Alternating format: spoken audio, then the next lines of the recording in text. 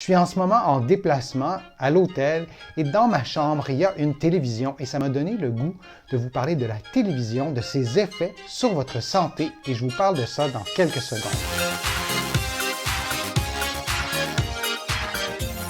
Je suis Denis Fortier. Si vous êtes nouveau ici sur ma chaîne YouTube, je vous conseille de vous abonner en cliquant sur le coin inférieur droit de l'écran. Je vous invite aussi à vous abonner à mon infolettre en visitant mon site, le www.denisfortier.ca. Maintenant, la télévision, qu'est-ce que ça fait sur votre santé? Et d'abord et avant tout, je pense que je vais éteindre le téléviseur qui est à côté de moi. La télévision, c'est un objet qui est absolument omniprésent. Le temps qu'on passe devant la télévision est absolument disproportionné par rapport à d'autres activités qu'on a. Cette situation-là n'existait pas il y a quelques décennies. Et plus on avance en décennies, plus on se sédentarise, plus on passe du temps en position assise et particulièrement devant les écrans et encore plus devant la télévision. Il n'est pas rare de voir des personnes dépasser un nombre d'heures d'écoute de télévision de 40, 50, 60 heures. Qu'est-ce que ça change sur votre santé? Bien, ça change plein de choses. Je pense qu'il faut le dire sans jamais se sentir coupable. Lorsqu'on entend ces données-là, les données que je vais vous présenter aujourd'hui, on se sent parfois coupable de regarder la télévision. Le problème en soi, évidemment, ce n'est pas la télévision, c'est l'excès, c'est l'abus jusqu'à un certain point de cette position assise-là. Et c'est évidemment la position principale lorsqu'on regarde la télévision. Le premier effet d'un grand volume d'heures d'écoute de télévision, c'est l'impact que ça a sur votre musculature. Vos muscles, je vous l'ai souvent dit dans plusieurs vidéos, vos muscles, la contraction musculaire contribue à votre santé. Et lorsque vous ne les utilisez pas, vous êtes privé des bienfaits de la contraction musculaire sur votre santé. On ne penserait pas dans une journée à ne pas se servir par exemple, de nos poumons, de notre respiration, de notre circulation sanguine. Bien sûr, on n'a pas de contrôle sur la circulation sanguine, mais on ne voudrait pas en être privé. Or, on se prive souvent volontairement, certainement consciemment, de cette contraction musculaire-là.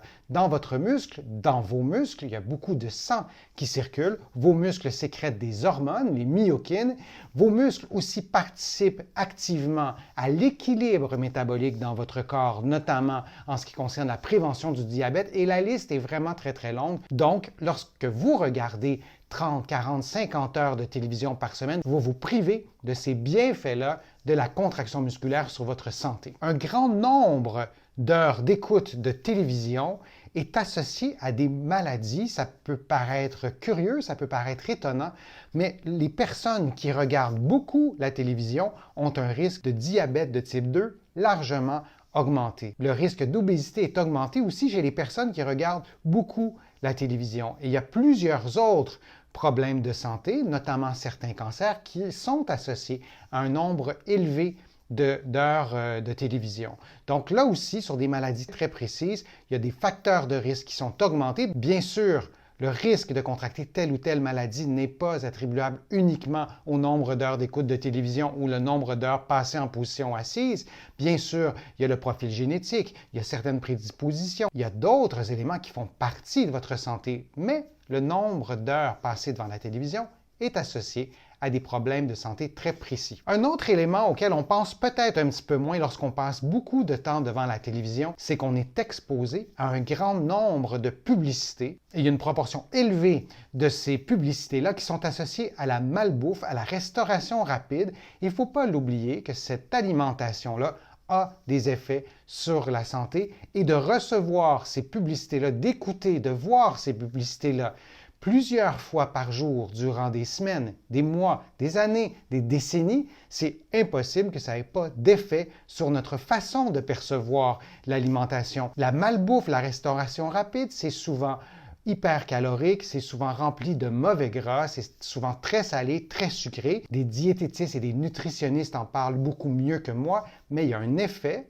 à recevoir ces publicités-là de malbouffe et dans notre subconscient, on finit par intégrer ce type d'alimentation-là. Si on avait à l'inverse des publicités d'aliments sains pour notre santé, si on avait des publicités qui nous incitent à prendre soin de notre corps, peut-être que l'effet de la télévision, l'effet d'un grand nombre d'écoutes de télévision sur la santé serait différent. Mais en ce moment, ce qui se passe, c'est que si vous écoutez beaucoup de télévision, vous êtes exposé à ces publicités-là et faites l'exercice pendant une semaine, comptez le nombre de publicités, de malbouffe, de restauration rapide que vous voyez en une semaine. Vous allez voir, vous allez être étonné. Il y a plusieurs autres éléments aussi sur la santé mentale, sur la santé cognitive, qui sont associés à un nombre élevé d'écoutes de télévision. Il y a aussi plusieurs études qui ont été faites chez les enfants qui passent beaucoup de temps devant la télévision.